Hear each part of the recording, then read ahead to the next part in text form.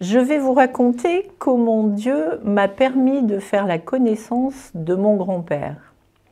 Il est pourtant mort 2 années avant que je naisse. Alors oui, ça fait un certain temps, je vous l'accorde. C'est en débarrassant la maison familiale et en prenant un à un chaque document pour savoir si je le gardais, si je le transmettais ou si je le jetais, que je découvre une lettre de condoléances adressée à ma grand-mère à l'occasion du décès de grand-père et qui émanait de leur médecin. Je vous en livre un extrait.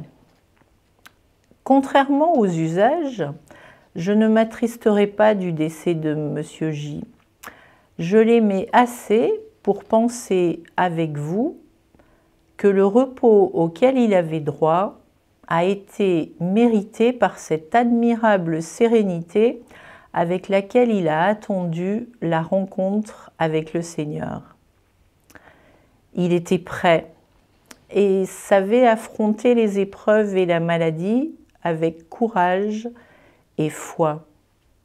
Combien de fois j'ai été réconfortée par le malade que je venais aider et qui montrait plus de tranquille assurance que mon médecin n'en avait.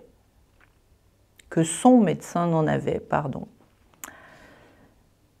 Je dois vous avouer que faire la rencontre de grand-père de cette manière a été non pas un choc, mais un moment suspendu au beau milieu du tumulte de ma vie.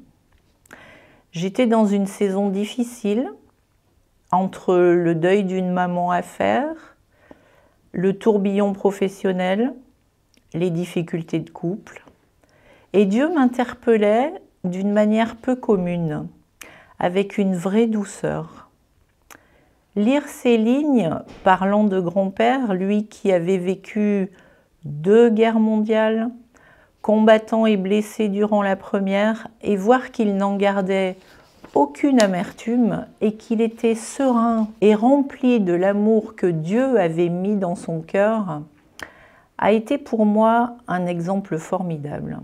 Et j'ai ressenti une profonde paix s'installer en moi.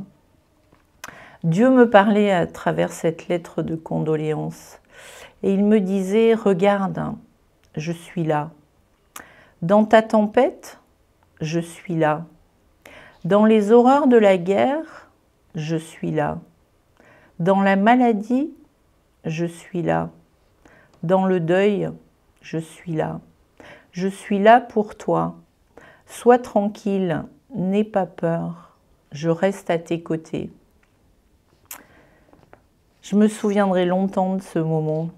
Je voudrais terminer avec les paroles de ce vieux chant qui dit « Si vous saviez la paix douce et profonde que le Sauveur en mon âme apporta, pour cette paix, que peut donner le monde?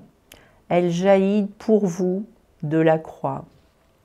Si vous saviez quelle douce espérance le Dieu de paix fait rayonner des cieux, combien sa voix sait calmer la souffrance et son regard rendre le cœur joyeux, quand vous saurez combien Jésus vous aime, ne gardez pas ce trésor pour vous-même, mais avec moi, dites autour de vous, mon Sauveur vous aime, ah, cherchez en lui votre ami suprême, votre seul appui. Bonne journée.